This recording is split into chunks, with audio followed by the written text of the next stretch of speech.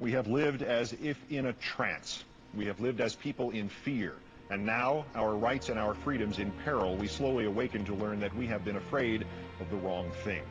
A government more dangerous to our liberty than is the enemy it claims to protect us from. And I just hope and wish people in the United States will wake up to the big lie that is 9/11. I really believe our government from the very beginning was in on this. Where's Ron Paul? I heard that on the 17th of this month, George passed an executive order that says you can, if you protest the Iraqi war, you can have your assets. Oh, sorry about that. Sorry to cut you off. Balloontown, Connecticut.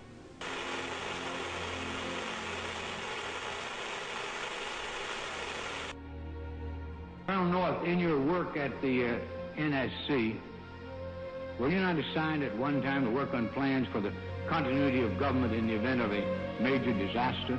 Mr. Chairman. I believe that question touches upon a highly sensitive and classified area, so may I request that you not touch upon that, sir. I was particularly concerned, Mr. Chairman, because I read in Miami papers and several others that there had been a plan developed by that same agency, a contingency plan in the event of emergency that would suspend the American Constitution. And I was deeply concerned about it and wondered if that was the area in which he had worked. I believe that it was, may I most respectfully request that that matter not be touched upon at this stage. We're going to continue functioning under the President's directives in the event of a national emergency. And Brian, I wrote about it because I think this is the most broad definition of emergency powers I've ever seen a president award to themselves, and it really is virtually dictatorial powers. Now that's been in the Associated Press.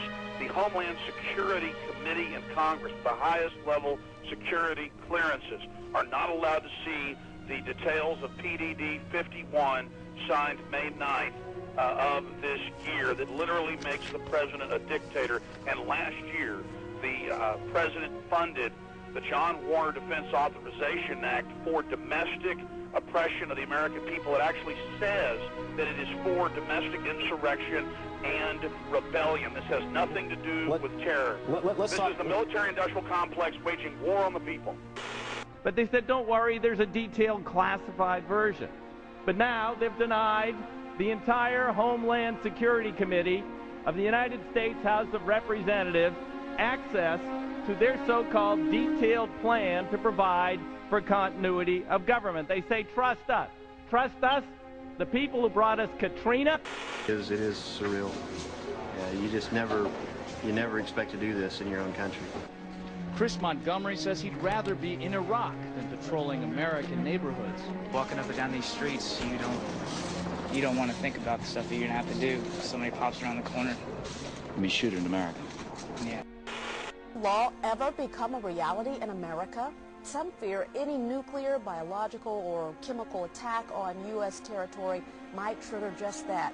And as KSLA News 12's Jeff Farrell discovered, the clergy would help the government with potentially their biggest problem, us.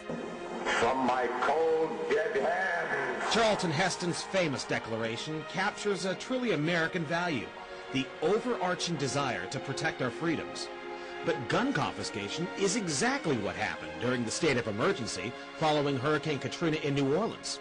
U.S. troops also arrived, something far easier to do even now thanks to last year's elimination of the 1878 Posse Comitatus Act. That forbid U.S. troops from policing on American soil. If martial law were enacted here at home, like depicted in the movie The Siege, easing public fears and quelling dissent would be critical. And that's exactly what the Clergy Response Team, as it's called, helped accomplish in New Orleans. Jeff, the primary thing that we say to anybody is let's cooperate and get this thing over with, and then we'll settle the differences once the crisis is over.